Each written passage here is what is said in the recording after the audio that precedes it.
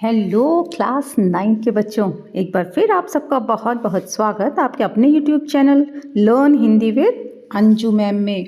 बच्चों, हम लोग पढ़ रहे हैं आपकी कक्षा 9 की NCERT हिंदी की पाठ्य पुस्तक स्पर्श भाग 1, जिसके गद्य खंड के अंतर्गत हम पढ़ने जा रहे हैं पाठ 4, वैज्ञानिक चेतना के वाहक चंद्रशेखर वेंकट रामन। तो सबसे पहले इसके लेखक के बारे में बात कर लेते हैं। तो इस पाठ के लेखक हैं धीरंजन मालवीय जी। धीरंजन मालवीय का जन्म बिहार के नालंदा जिले के डुमरावा गांव में 9 मार्च 1952 को हुआ। आकाशवाणी और दूरदर्शन से जुड़े मालवीय अभी भी वैज्ञानिक जानकारी को लोगों तक पहुंचाने के काम में जुटे हुए हैं। आपकी भाषा सीधी, सरल और वैज्ञानिक शब्दावली लिए हुए है, और जहाँ कहीं कहीं वो अन्य भाषाओं के शब्दों का प्रयोग भी करते हैं। मालवीय जी ने कई भारतीय वैज्ञानिकों की संक्षिप्त जीवनियाँ लिखी हैं, जो कि इनकी पुस्तक है एक विश्वविख्यात भारतीय वैज्ञानिक, और इस पुस्तक में जीवनियाँ समाहित है। तो बच्चों, ये जो पाठ है ना, वैज्ञानिक चेतना के वाहक रामन, इस पाठ में नोबेल पुरस्कार विजेता प्रथम भारतीय वैज्ञानिक जो कि रामन जी थे, उनके संघर्षमय जीवन का चित्रण किया गया है। ठीक है ना। तो उन्हें नोबेल पुरस्कार मिला था। तो 1930 में नोबेल पुरस्कार पाने के बाद CV रामन ने अपने एक मित्र को उस पुरस्कार समारोह के बारे में लिखा था कि जैसे ही मैं पुरस्कार लेकर मुड़ा और देखा कि जिस स्थान पर मैं बैठाया गया था उसके ऊपर ब्रिटिश राज्य का यूनियन जैक लहरा रहा है ना, क्योंकि उस समय जो था भारत ब्रिटिशर्स के अंडर था ना, तो आज़ाद तो हुआ नहीं था 1930 में। तो मुझे अफसोस हुआ कि मेरे दीन देश भारत की अपनी पताका तक नहीं है। इस एहसास से मेरा गला भर आया और मैं फूट फूट कर रो पड़ा। ठीक है। तो इस पाठ में हम देखेंगे कि एक मेधावी छात्र से महान वैज्ञानिक तक की रामन की संघर्ष में जीवन यात्रा कैसी रही और उनकी क्या उपलब्धियां रही हैं। चलिए बच्चों, फिर पाठ को शुरू करते हैं। वैज्ञानिक चेतना के वाहक चंद्रशेखर वेंकट रामन। पेड़ से सेब गिरते हुए तो लोग सदियों से देखते आ रहे थे, मगर गिरने के पीछे छिपे रहस्य को न्यूटन से पहले कोई और समझ नहीं पाया था। ठीक उसी प्रकार विराट समुद्र की नीलवर्णीय आभा को भी असंख्य लोग आदिकाल से देखते आ रहे थे, मगर इस आभा पर पड़े रहस्य के पर्दे को हटाने के लिए हमारे समक्ष उपस्थित हुए सर चंद्रशेखर वेंकट रामन। तो पाठ की शुरुआत कैसे होती है बच्चों? आप सबको पता है कि न्यूटन ने खोज की थी। न्यूटन के नियम हैं, कैसे गुरुत्वाकर्षण के नियम। पेड़ से जब उन्होंने गिरते हुए सेब को देखा है ना, तो वो कह रहे हैं कि हम हज़ारों लोग हैं, रोज़ कुछ ना कुछ देखते रहते हैं। इस तरह से सेब को गिरते हुए भी हज़ारों लोगों ने देखा होगा। तो लेकिन न्यूटन ने खोज की। उसी तरह से जो चंद्रशेखर वेंकट रामन थे, उन्होंने विराट समुद्र को देखा, उसकी नीलवर्णीय आभा को देखा, उसके नीले रंग को देखा। उनके मन में प्रश्न कौंधे और फिर उन्होंने अपनी रिसर्च की। ऐसे तो बहुत सारे लोग देखते रहते हैं, लेकिन ये विशेष प्रतिभा होती है जो उस विषय विशेष में रिसर्च और शोध करने के लिए प्रेरित करती है। नेक्स्ट पैरा देखते हैं। बात सन 1921 की है, जब रामन समुद्री यात्रा पर थे। जहाज के डेक पर खड़े होकर नीले समुद्र को निहारना प्रकृति प्रेमी रामन को अच्छा लगता था। ठीक है ना। यहाँ से हमें क्या पता चलता है कि वे प्रकृति के प्रेमी थे, प्रकृति से बहुत प्रेम करते थे। वे समुद्र की नीली आभा में घंटों खोए रहते, है ना। समुद्र को देखते थे, उन्हें बहुत अच्छा लगता था, नीला नीला समुद्र, घंटों देखते रहते थे।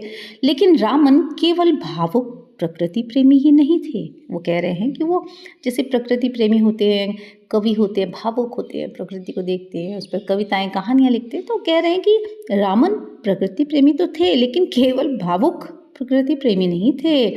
उनके अंदर एक वैज्ञानिक की जिज्ञासा भी उतनी ही सशक्त थी। यही जिज्ञासा उनसे सवाल कर बैठी, आखिर समुद्र का रंग नीला ही क्यों होता है, कुछ और क्यों नहीं। रामन सवाल का जवाब ढूंढने में लग गए। जवाब ढूंढते ही वे विश्वविख्यात बन गए, क्योंकि उनसे पहले किसी ने इस सवाल का जवाब नहीं ढूंढा था। रामन का जन्म 7 नवंबर सन 1888 को तमिलनाडु के त्रिचुरापल्ली नगर में हुआ था। इनके पिता विशाखापत्तनम में गणित और भौतिकी के शिक्षक थे। पिता इन्हें बचपन से गणित और भौतिकी पढ़ाते थे। ठीक है, इसमें कोई अतिशयोक्ति नहीं होगी कि जिन दो विषयों के ज्ञान ने उन्हें जगत प्रसिद्ध बनाया, दो विषय कौन से? गणित और भौतिकी। उनकी सशक्त नींव उनके पिता ने ही तैयार की थी, जो कि उनके पिता ही अध्यापक थे गणित और भौतिकी के। तो ये अतिशयोक्ति मतलब बढ़ा चढ़ाकर नहीं कहा जा रहा है। ये बात कहने का मतलब, अतिशयोक्ति जब कहते हैं हम कि किसी बात को बढ़ा चढ़ाकर कहना, तो कह रहे हैं कि जब ये बात हम कह रहे हैं तो ये कोई बढ़ा चढ़ाकर कहने की बात नहीं है कि जिन दो विषयों के कारण वो पूरी दुनिया में प्रसिद्ध हो गए, उसकी जो नींव थी मजबूत, वो उनके पिता ने ही तैयार कर दी थी, क्योंकि बचपन से उनके पिता उन्हें पढ़ाते थे। कॉलेज की पढ़ाई उन्होंने पहले ABN कॉलेज तिरुचिरापल्ली से और फिर प्रेसिडेंसी कॉलेज मद्रास से की। BA और MA दोनों ही परीक्षाओं में उन्होंने काफ़ी ऊंचे अंक हासिल किए। इससे हमें पता लगता है कि शुरू से ही बहुत अच्छे मेधावी छात्र थे और परीक्षाओं में बहुत अच्छे नंबर लाते थे। रामन का मस्तिष्क विज्ञान के रहस्यों को सुलझाने के लिए बचपन से ही बेचैन रहता था। अपने कॉलेज के ज़माने से ही उन्होंने शोध कार्यों में दिलचस्पी लेना शुरू कर दिया था। उनका पहला शोध पत्र फिलोसॉफिकल मैगजीन में प्रकाशित हुआ था, है ना। पहला शोध पत्र कहाँ प्रकाशित हुआ था, एक प्रश्न बन गया बच्चों यहाँ। उनकी दिली इच्छा तो यही थी कि वे अपना सारा जीवन शोध कार्यों को ही समर्पित कर दें, मगर उन दिनों शोध कार्य को पूरे समय के कैरियर के रूप में अपनाने की कोई खास व्यवस्था नहीं थी। बच्चों, वर्तमान समय में क्या है कि रिसर्च यानी कि शोध के लिए बच्चे केवल शोध में ही उनकी जॉब्स लग जाती हैं, जीवन भर वो शोध कार्य करते रहते हैं। बड़े बड़े रिसर्च सेंटर्स हैं, IITs में रिसर्च असिस्टेंट्स रखे जाते हैं। लेकिन जब उस समय की बात बता रहे हैं, चंद्रशेखर वेंकट रामन के समय ऐसी कोई व्यवस्था नहीं थी कि उसको कैरियर बना लिया जाए शोध करने को। शोध लोग करते थे बीच बीच में, टीचर है, पढ़ा रहे हैं, अध्यापक है ना, प्रोफेसर हैं या साइंटिस्ट हैं, वो रिसर्च भी कर लेते थे और जॉब भी करते रहते थे। केवल रिसर्च एक जॉब नहीं थी। ठीक है, तो प्रतिभावान छात्र सरकारी नौकरी की ओर आकर्षित होते थे। तो जो प्रतिभावान होते थे, जो होशियार बहुत होते थे, वो आकर्षित होते, भी सरकारी नौकरी मिल जाती थी तो एक फिक्स्ड उनका लाइफ हो जाती थी, सिक्योर लाइफ हो जाती थी, है ना। रामन भी अपने समय के अन्य सुयोग्य छात्रों की भांति भारत सरकार के वित्त विभाग में अफसर बन गए। उनकी तैनाती कलकत्ता में हुई। ठीक है, तो वो भी भारत के वित्त विभाग यानी फाइनेंस डिपार्टमेंट होता है, उसमें वो एक ऑफिसर बन गए और कलकत्ता में उनकी पोस्टिंग हो गई, जिसे आजकल कोलकाता कहते हैं। कलकत्ता में सरकारी नौकरी के दौरान उन्होंने अपने स्वाभाविक रुझान को बनाए रखा। स्वाभाविक रुझान क्या था उनका? वो तो अंदर से था ना, प्रकृति से प्रेम, रिसर्च के प्रति उनका जो विज्ञान के जो रहस्य थे उसको सुलझाने की जो बेचैनी थी वो उनके अंदर थी, तो वो रुझान या उनका इंटरेस्ट बना रहा। दफ्तर से फुर्सत पाते ही वे लौटते हुए बहू बाजार जाते। बहू बाजार बच्चों एक जगह का नाम है जहाँ Indian association for the cultivation of science की प्रयोगशाला थी। ठीक है, ये संस्था का नाम है जिनकी प्रयोगशाला थी। यह अपने आप में एक अनूठी संस्था थी जिसे कलकत्ता के एक डॉक्टर महेंद्र लाल सरकार ने वर्षों की कठिन मेहनत और लगन के बाद खड़ा किया था। ठीक है, व्यक्तिगत रूप से व्यक्ति विशेष ने इस संस्था को बनाया था। इस संस्था का उद्देश्य था देश में वैज्ञानिक चेतना का विकास करना। वैज्ञानिक चेतना क्या होती है? मतलब साइंस के प्रति अवेयरनेस जागृत करना, लोगों में इंटरेस्ट जागृत करना। अपने महान उद्देश्यों के बावजूद इस संस्था के पास साधनों का नितांत अभाव था। तो कह रहे संस्था का उद्देश्य तो बहुत बड़ा था, बहुत महान था, लेकिन एक व्यक्ति ने संस्था स्थापित की थी, एक लिमिटेड रिसोर्सेज थे उनके पास, है ना, तो साधन नहीं थे। रामन इस संस्था की प्रयोगशाला में काम चलाऊ उपकरणों का इस्तेमाल करते हुए शोध कार्य करते। तो इस संस्था में चाहते थे अपने शोध कार्य करते रहते थे। हालांकि इसमें जो उपकरण थे वो अच्छे बहुत नहीं थे, काम चलाऊ जिनसे काम चल सकता था। काम चलाऊ का मतलब ये होता है जिनसे काम चलाया जा सकता है। चलो ठीक है। यह अपने आप में एक आधुनिक हठ योग का उदाहरण था, जिसमें एक साधक दफ्तर में कड़ी मेहनत के बाद बहु बाजार की इस मामूली सी प्रयोगशाला में पहुंचता और अपनी इच्छा शक्ति के जोर से भौतिक विज्ञान को समृद्ध बनाने का प्रयास करता। तो अब क्या कह रहे हैं लेखक कि ये देखो, ये इस तरह का आधुनिक हठ योग है। हठ योग जिसमें बहुत कठिन योग करा जाता है हठ के साथ, है ना। तो एक प्रयोग किया जाता है अपने शरीर के साथ। तो कह रहे हैं कि ये भी एक उनका एक हठ था, एक हठ योग था। योग इसलिए कह रहे हैं कि एक हठ जो है किसी अच्छे काम के लिए जब ये होता है हठ, तो उसे हम हठ योग भी कह सकते हैं कि वो साधक की तरीके से, जैसे एक साधक करता है ना, उस तरह से कर रहे थे, साधना की तरह से। पहले सारा दिन अपने ऑफिस में काम करते थे मेहनत के साथ, और फिर शाम को थके हारे होने के बावजूद, क्योंकि वो उनका इंटरेस्ट था, वो इस मामूली सी प्रयोगशाला में पहुंचते थे और अपनी इच्छा शक्ति, यानी चूँकि उनका अंदर से इच्छा होती थी इसलिए वो इतनी मेहनत कर पाते थे, और वहाँ पर भौतिक विज्ञान की वो शोध करते, रिसर्च करते और भौतिक विज्ञान को समृद्ध बनाने का प्रयास करते। ठीक है बच्चों। उन दिनों वे वाद्य यंत्रों की ओर आकृष्ट हुए। वे वाद्य यंत्रों की ध्वनियों के पीछे छिपे वैज्ञानिक रहस्यों की परतें खोलने का प्रयास कर रहे थे। इस दौरान उन्होंने अनेक वाद्य यंत्रों का अध्ययन किया, जिनमें देशी और विदेशी दोनों प्रकार के वाद्य यंत्र थे। वाद्य यंत्र क्या होते हैं बेटा? जो वोकल इंस्ट्रूमेंट्स होते हैं, बजाए जाते हैं, जिनमें से आवाज़ निकलती है ना। तो बजा कर तो उसमें से ध्वनियाँ होती हैं, तो वो उनकी ओर आकर्षित हुए और वो उसका रहस्य निकालने की कोशिश करने लगे, कैसे इसमें से ध्वनियाँ निकल रही हैं। वाद्य यंत्रों पर किए जा रहे शोध कार्यों के दौरान उनके अध्ययन के दायरे में जहां वायलिन, चेलो या पियानो जैसे विदेशी वाद्य आए, वहीं वीणा, तानपुरा और मृदंगम पर भी उन्होंने काम किया। ठीक है, 3 तो विदेशी उन्होंने बताए यहाँ पर वाद्य, और 3 आपके देशी बताए हैं। उन्होंने वैज्ञानिक सिद्धांतों के आधार पर पश्चिमी देशों की इस भ्रांति को तोड़ने की कोशिश की कि भारतीय वाद्य यंत्र विदेशी वाद्यों की तुलना में घटिया है। तो उन्होंने क्या करा, इन पर जो भारतीय वाद्य यंत्र थे तो उस पर खोज करी, रिसर्च करी, और उसकी जो ध्वनियाँ थीं उस पर काम किया, और उन्होंने ये प्रयास किया ये बताने का, और इस भ्रांति को, ये भ्रांति थी, एक भ्रम था दुनिया में कि जो भारतीय वाद्य यंत्र हैं वो तो बहुत घटिया आवाज़ें निकालते, बहुत बेकार हैं, और जो पश्चिमी हैं वो बहुत अच्छे हैं। तो उन्होंने इस भ्रांति को तोड़ा। वाद्य यंत्रों के कंपन के पीछे छिपे गणित पर उन्होंने अच्छा खासा काम किया और अनेक शोध पत्र भी प्रकाशित किए। उन्होंने बताया कि जो ध्वनियाँ निकलती ना वाद्य यंत्रों की, ये ध्वनियों का जो संगम होता है, इसके पीछे एक गणित है, एक मैथ्स है, जिसकी वजह से इतना सुंदर ध्वनि निकलती है। और इस पर उनके रिसर्च पेपर, शोध पत्र क्या होते हैं बच्चों? रिसर्च करके जो उस पर आर्टिकल से लिखा जाता है ना, तो उसे शोध पत्र कहते हैं, वो प्रकाशित किए। उस जमाने के प्रसिद्ध शिक्षा शास्त्री सर आशुतोष मुखर्जी को इस प्रतिभावान युवक के बारे में जानकारी मिली। जब उस तरह से काम कर रहे थे तो भाई लोगों को पता तो चलता ही है, जब आप अच्छा काम करते हैं, आपके पेपर्स निकल रहे हैं, अखबार में छप रहे हैं, न्यूज़पेपर में छप रहे हैं, जर्नल्स में छप रहे हैं। तो बहुत बड़े उस समय के शिक्षा शास्त्री थे, एजुकेशनिस्ट थे आशुतोष मुखर्जी जी। उन्हें पता चला कि बहुत टैलेंटेड एक लड़का जो काम कर रहा है। उन्हीं दिनों कलकत्ता विश्वविद्यालय में प्रोफेसर का नया पद सृजित हुआ था। मुखर्जी महोदय ने रामन के समक्ष प्रस्ताव रखा कि वे सरकारी नौकरी छोड़कर कलकत्ता विश्वविद्यालय में प्रोफेसर का पद स्वीकार कर लें। ठीक है, तो उन्होंने इन्हें ऑफर दिया कि वे अपनी सरकारी नौकरी छोड़ दें और कलकत्ता विश्वविद्यालय में प्रोफेसर बन जाए।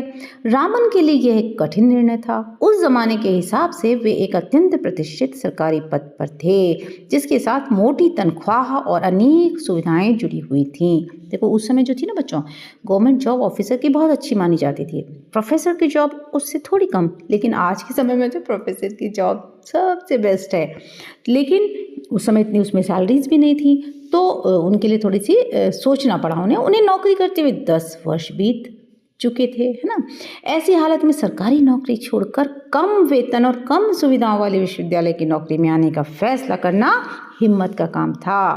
काफ़ी हिम्मत का काम था कि हम इतनी अच्छी जॉब में हैं, इतनी फैसिलिटीज़ मिल रही हैं, सैलरी भी ज़्यादा है, उसको छोड़ दें और हम दूसरी जॉब में आ जाएं जिसमें सब चीज़ें कम हैं। तो ये हिम्मत का काम था। लेकिन चूंकि रामन को ये समझ में आया कि अगर वो प्रोफेसर बन जाएंगे तो वो अपने रिसर्च को ज़्यादा समय दे पाएंगे और बहुत अच्छी तरह से कर पाएंगे, क्योंकि वो उनके विषय से संबंधित होता। रामन सरकारी नौकरी की सुख सुविधाओं को छोड़ सन 1917 में कलकत्ता विश्वविद्यालय की नौकरी में आ गए। ठीक है, छोड़ दी उन्होंने और प्रोफेसर बन गए। उनके लिए सरस्वती की साधना सरकारी सुख सुविधाओं से कहीं अधिक महत्वपूर्ण थी, क्योंकि प्रोफेसर के रूप में वो क्या कर सकते थे? सरस्वती। सरस्वती कौन होती है बेटा? देवी है, हमारी ज्ञान की देवी, शिक्षा की देवी जिन्हें कहते हैं ना। तो उनकी साधना करना यानी कि पढ़ाई लिखाई, रिसर्च करना, शोध कार्य करना, पढ़ाना, ये सब काम ज़्यादा महत्वपूर्ण थे। कलकत्ता विश्वविद्यालय के शैक्षणिक माहौल में वे अपना पूरा समय अध्ययन, अध्यापन और शोध में बिताने लगे ना। वहाँ तो पढ़ाना था, पढ़ना था और रिसर्च करनी थी। 4 साल बाद यानी सन 1921 में समुद्र यात्रा के दौरान जब रामन के मस्तिष्क में समुद्र के नीले रंग की वजह का सवाल हिलोरे लेने लगा, तो उन्होंने आगे इस दिशा में प्रयोग किए, जिसकी परिणति रामन प्रभाव की खोज के रूप में हुई। तो कह रहे हैं कि जब 1921 में वो समुद्र यात्रा कर रहे थे, तब उनके मन में सवाल उठा कि समुद्र का ये जो पानी का रंग है नीला क्यों है, और इस प्रश्न की वजह से उन्होंने खोजें की, रिसर्च की, काम किया, और जिसके कारण उन्होंने जो सिद्धांत बनाया रामन प्रभाव, जो सारी दुनिया में आज प्रसिद्ध है ना। तो बच्चों अच्छी तरह से पढ़ रहे हैं ना हम लोग? चलिए, तो आज हम लोग यहीं तक पढ़ेंगे, है ना, क्योंकि लंबा लेसन है। Next second part of explanation में हम बाकी का पार्ट भी पढ़ लेंगे। बच्चों, पढ़ने में मज़ा आ रहा है ना? तो बच्चों, चैनल को सब्सक्राइब करिए, अपने दोस्तों को शेयर करिए, कमेंट करके मुझे बताइए कि आपको कैसा लग रहा है, और इसी तरह से पढ़ते रहिए। Learn Hindi with Anju ma'am में अगले वीडियो में आपसे फिर मिलेंगे बच्चों। तब तक के लिए जय भारत, जय हिंद। हेलो क्लास 9 के बच्चों, एक बार फिर आप सबका बहुत बहुत स्वागत आपके अपने YouTube channel learn Hindi with Anju ma'am में। बच्चों, हम लोग पढ़ रहे हैं आपकी कक्षा 9 की एनसीईआरटी हिंदी की पाठ्यपुस्तक स्पर्श भाग 1, जिसके गद्य खंड के अंतर्गत हम पढ़ रहे थे पाठ 4, वैज्ञानिक चेतना के वाहक चंद्रशेखर वेंकट रामन। बच्चों, इसके एक्सप्लेनेशन को आधा हमने एक्सप्लेनेशन 1 के अंतर्गत कर लिया था, और बाकी का आधा पार्ट आज पढ़ते हैं। तो बच्चों, इसके लेखक हैं धीरंजन मालवीय जी, और इन्होंने इसमें हमारे भारत के जो पहले भारतीय नोबेल पुरस्कार विजेता थे रामन जी, उनकी उपलब्धियों के बारे में वर्णन किया है। पेज 39 तक हम पढ़ चुके थे, आज यहाँ से पेज 40 से पढ़ते हैं। रामन ने अनेक ठोस रवों और तरल पदार्थों पर प्रकाश की किरण के प्रभाव का अध्ययन किया। उन्होंने पाया कि जब एक वर्णीय प्रकाश की किरण किसी तरल या ठोस रवेदार पदार्थ से गुजरती है, तो गुजरने के बाद उसके वर्ण में परिवर्तन आता है ना। तो उन्होंने बताया कि उन्होंने क्या खोजें की थी, क्या था उनकी जो रिसर्चेस थी, वो क्या थी कि प्रकाश की जो किरण है उसका क्या प्रभाव पड़ता है तरल पदार्थों पर और ठोस पर, जो रवेदार ठोस पदार्थ हैं। तो उन्होंने कहा कि जब एक वर्णीय यानी एक ही वर्ण की प्रकाश की किरण किसी तरल या ठोस रवेदार पदार्थ से गुजरती है, तो गुजरने के बाद उसके वर्ण यानी कि रंग में परिवर्तन आता है। वजह यह होती है कि एक वर्णीय प्रकाश की किरण के फोटॉन जब तरल या ठोस रवे से गुजरते हुए इनके अणुओं से टकराते हैं, तो इस टकराव के परिणाम स्वरूप वे या तो ऊर्जा का कुछ अंश खो देते हैं या पा जाते हैं। कारण क्या बताया उन्होंने? रंग में परिवर्तन क्यों हो जाता है प्रकाश किरण की? तो उन्होंने ये वजह बताई कि जो एक वर्णीय प्रकाश की किरण के जो फोटॉन होते हैं ना, वो जब किसी तरल यानी कि लिक्विड में या फिर ठोस रवे से गुजरते हैं, तो इसके अणुओं से टकराते हैं, है ना। तो इस टकराव से क्या होता है कि या तो वे ऊर्जा का कुछ अंश खो देते हैं टकराने के कारण, या फिर पा जाते हैं। दोनों ही स्थितियां प्रकाश के वर्ण या रंग में बदलाव लाती हैं। एक वर्णीय प्रकाश की किरणों में सबसे अधिक ऊर्जा बैंगनी रंग के प्रकाश में होती है। बैंगनी रंग के बाद क्रमशः नीले, आसमानी, हरे, पीले, नारंगी और लाल रंग का नंबर आता है। इस प्रकार लाल वर्णीय प्रकाश की ऊर्जा सबसे कम होती है। एक वर्णीय प्रकाश तरल या ठोस रवों से गुजरते हुए जिस परिमाण में ऊर्जा खोता या पाता है, उसी हिसाब से उसका वर्ण परिवर्तन हो जाता है ना। तो वो कह रहे हैं कि परिमाण मतलब जिस क्वांटिटी जितनी ऊर्जा खोती है या मिलती है उतनी ही उसी क्वांटिटी में उसका वर्ण परिवर्तन हो जाता है। रामन की खोज भौतिकी के क्षेत्र में एक क्रांति के समान थी। इसका पहला परिणाम तो यह हुआ कि प्रकाश की प्रकृति के बारे में आइंस्टाइन के विचारों का प्रायोगिक प्रमाण मिल गया। आइंस्टाइन के पूर्ववर्ती वैज्ञानिक प्रकाश को तरंग के रूप में मानते थे, परंतु आइंस्टाइन ने बताया कि प्रकाश अति सूक्ष्म कणों की तीव्र धारा के समान है ना। आइंस्टाइन के पहले क्या कहते थे वैज्ञानिक कि प्रकाश जो एक तरंग है। आइंस्टाइन ने बताया कि प्रकाश जो है बहुत ही छोटी छोटी बहुत ज़्यादा सूक्ष्म कणों की एक तीव्र धारा है। इन अति सूक्ष्म कणों की तुलना आइंस्टाइन ने बुलेट से की और इन्हें फोटॉन नाम दिया। रामन के प्रयोगों ने आइंस्टाइन की धारणा का प्रत्यक्ष प्रमाण दे दिया, क्योंकि एक वर्णीय प्रकाश के वर्ण में परिवर्तन यह साफ तौर पर प्रमाणित करता है कि प्रकाश की किरण तीव्रगामी सूक्ष्म कणों के प्रवाह के रूप में व्यवहार करती है ना। क्योंकि एक वर्णीय प्रकाश होता है और उसके रंग में परिवर्तन हो जाता है, जिससे ये प्रमाणित हो गया कि जो प्रकाश की किरण होती है वो जो होती है तेजी से चलने वाले बहुत तीव्रगामी सूक्ष्म कणों के प्रवाह के रूप में ही उसका व्यवहार होता है। रामन की खोज की वजह से पदार्थों के अणुओं और परमाणुओं की आंतरिक संरचना का अध्ययन सहज हो गया।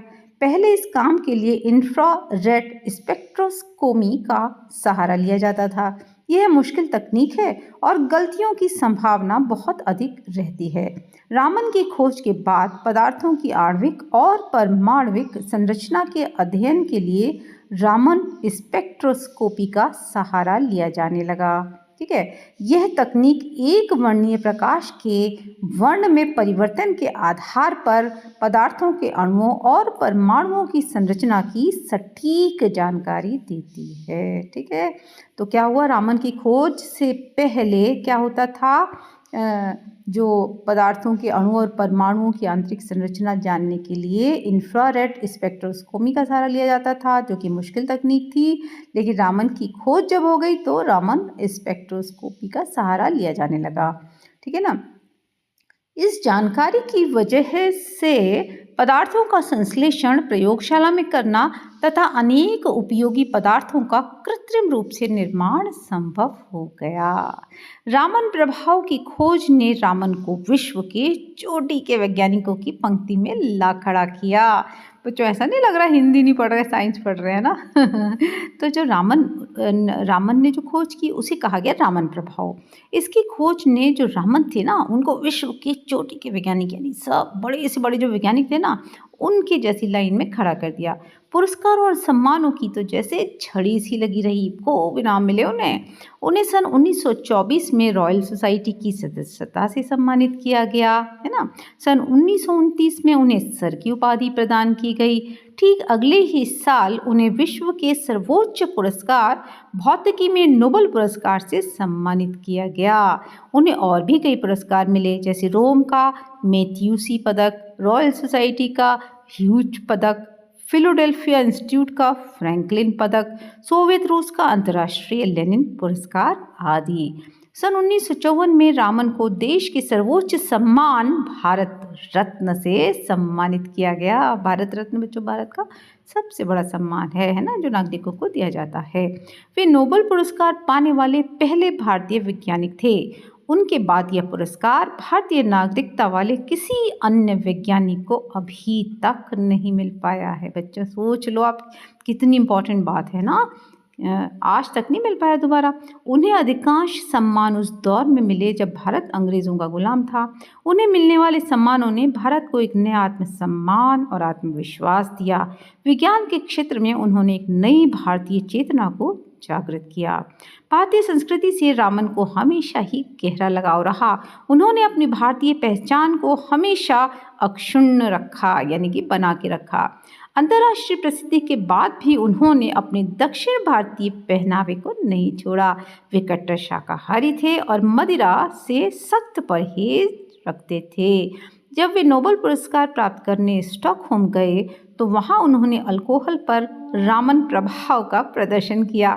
बाद में आयोजित पार्टी में जब उन्होंने शराब पीने से इनकार किया तो एक आयोजक ने परिहास में यानी मजाक में उनसे कहा कि रामन ने जब अल्कोहल पर रामन प्रभाव का प्रदर्शन कर हमें आह्लादित करने में कोई कसर नहीं छोड़ी, तो फिर रामन पर अल्कोहल के प्रभाव का प्रदर्शन करने से परहेज क्यों। इन्होंने मजाक किया कि जो रामन जी आपने तो अल्कोहल पर रामन प्रभाव का प्रदर्शन बता दिया, पर अब आपके ऊपर यानी रामन पर अल्कोहल का क्या असर हो रहा है वो भी तो देखने दीजिए। रामन का वैज्ञानिक व्यक्तित्व प्रयोगों और शोध पत्र लेखन तक ही सिमटा हुआ नहीं था। उनके अंदर एक राष्ट्रीय चेतना थी और वे देश में वैज्ञानिक दृष्टि और चिंतन के विकास के प्रति समर्पित थे। उन्हें अपने शुरुआती दिन हमेशा ही याद रहे जब उन्हें ढंग की प्रयोगशाला और उपकरणों के अभाव में काफ़ी संघर्ष करना पड़ा था। इसीलिए उन्होंने एक अत्यंत उन्नत प्रयोगशाला और शोध संस्थान की स्थापना की जो बंगलौर में स्थित है और उन्हीं के नाम पर रामन रिसर्च इंस्टीट्यूट नाम से जानी जाती है। भौतिक शास्त्र में अनुसंधान को बढ़ावा देने के लिए उन्होंने इंडियन जर्नल ऑफ फिजिक्स नामक शोध पत्रिका प्रारंभ की। अपने जीवन काल में उन्होंने सैकड़ों शोध छात्रों का मार्गदर्शन किया है ना। तो उन्होंने चूँकि वो हमने पहले पढ़ा था कि वो रिसर्च के लिए जाते थे, उनके पास साधन नहीं थे, तो उन्होंने एक बहुत बढ़िया रामन रिसर्च इंस्टीट्यूट बनाया था कि आगे आने वाले जो नए साइंटिस्ट हैं वो उसमें खोज कर सकें। साथ ही भौतिक शास्त्र में ज़्यादा से ज़्यादा अनुसंधान यानी कि रिसर्च हों, इसलिए उन्होंने एक अपना शोध पत्रिका यानी कि रिसर्च मैगजीन भी प्रारंभ की। कौन सी? Indian Journal of Physics. अपने जीवन काल में उन्होंने सैकड़ों शोध छात्रों का मार्गदर्शन किया है ना, जिनसे औरों को भी वो लगातार गाइड करते रहे। जिस प्रकार एक दीपक से अन्य कई दीपक जल उठते हैं, उसी प्रकार उनके शोध छात्रों ने आगे चलकर काफ़ी अच्छा काम किया। उन्हीं में से कई छात्र बाद में उच्च पदों पर प्रतिष्ठित हुए। विज्ञान के प्रचार प्रसार के लिए वे करंट साइंस नामक एक पत्रिका का भी संपादन करते थे। रामन प्रभाव केवल प्रकाश की किरणों तक ही सिमटा नहीं था, उन्होंने अपने व्यक्तित्व के प्रकाश की किरणों से पूरे देश को आलोकित और प्रभावित किया है ना। उनकी मृत्यु 21 नवंबर सन 1970 के दिन 82 वर्ष की आयु में हुई। रामन वैज्ञानिक चेतना और दृष्टि की साक्षात प्रतिमूर्ति थे।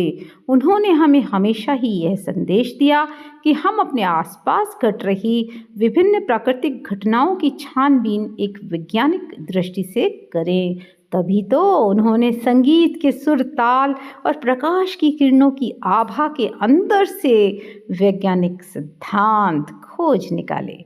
हमारे आसपास ऐसी न जाने कितनी ही चीज़ें बिखरी पड़ी हैं जो अपने पात्र की तलाश में हैं, है ना। यानी बहुत सारी ऐसी चीज़ें जिन पर रिसर्च की जा सकती है। ज़रूरत है रामन के जीवन से प्रेरणा लेने की और प्रकृति के बीच छुपे वैज्ञानिक रहस्य का भेदन करने की। यानी प्रकृति के बीच में अनेकों वैज्ञानिक रहस्य छुपे हुए हैं जिन्हें अभी खोजा जाना बाकी है ना। जिस तरह से वो उन्होंने प्रश्न पूछे और उत्तर खोजे, उस तरीके से उनके जीवन से प्रेरणा लेकर आगे भी बहुत सारी खोजें की जा सकती हैं, है ना। बच्चों, बहुत अच्छा पाठ था ये, बहुत अच्छा लेसन पढ़ के आपको मज़ा आया होगा। और अब बच्चों आप अच्छा लगा तो अपने दोस्तों को शेयर कर दीजिएगा, कमेंट करिए और सब्सक्राइब कर दे तो और भी अच्छा, नहीं तो कोई बात नहीं बच्चों, पढ़ते रहिए। और अगले वीडियो में क्या करेंगे, हम लोग क्वेश्चन आंसर्स करेंगे, ठीक है। चलिए इसी तरह से देखते सुनते रहिए learn Hindi with Anju ma'am. अगले वीडियो में आपसे फिर मिलेंगे बच्चों, तब तक के लिए जय भारत, जय हिंद।